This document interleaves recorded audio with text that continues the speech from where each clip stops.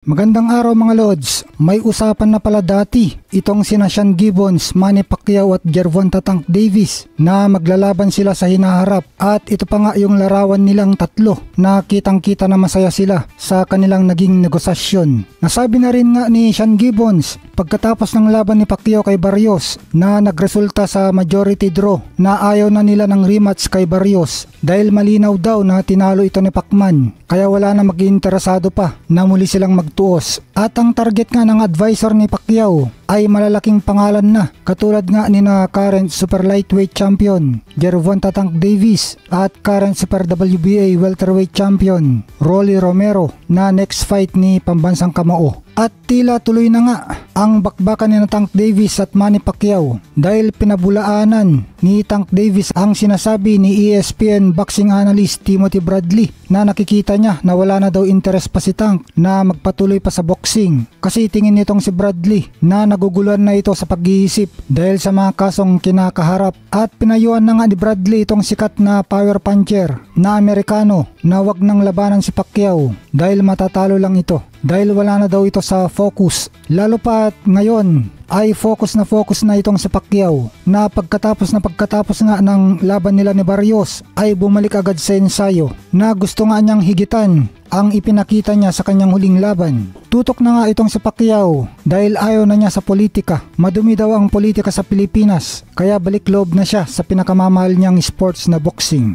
At pinasinungalingan nga ni Tank Davis ang sinabi ni Bradley at sinabing tuloy pa rin siya sa boxing. At nasabi na rin niya na gusto niyang labanan si Pacquiao kung pwede agad-agad na sa December na dahil kumpiyansa siya na tatalunin niya si Manny Pacquiao. Dahil daw bukod sa matanda na ito, edad 46 years old na, samantala siya ay nasa kasagsagan, ay tingin din niya na mas malakas siya kay Pacman dahil di daw na knockout ng Pinoy icon si Barrios. Ni pabagsak daw ay hindi ito nagawa. Samantalang siya ay tinapos daw niya si Barrios sa round 11 at pinabagsak pa ng body shot. Hindi pa daw sa mukha ang tinamaan niya kundi katawan lang ay tumiklop na si Barrios. Buwelta naman ni Pacquiao na di siya natatakot kay Tank Davis. Kahit pabata at knockout artist itong si Tank ay sinabi ni Pacquiao na wala siyang kinakatakutan mula pa noon hanggang ngayon. Basta daw hindi siya dudugayin sa timbang ni Tank Davis sa 140 pounds super lightweight division kasi lumalaban itong si Davis. Samantala si Pacquiao sa 147 pounds. Kondisyon nga ni Pacman na sa 147 pounds welterweight sila maglaban o kaya partida sa 145 pounds catchweight para gitnaan sila. Pero may mga importanteng faktor din naman kung tungkol sa pagkumpara ng lakas ni na Pacquiao at Davis dahil yung laban ni Davis ay binigyan niya ng rehydration clause kaya na weight drain si Barrios. Kumbaga binigyan ng limit kung hanggang saan lang ang ibibigat ni Barrios sa oras ng kanilang laban. Samantala kay Pacquiao edad 46 years old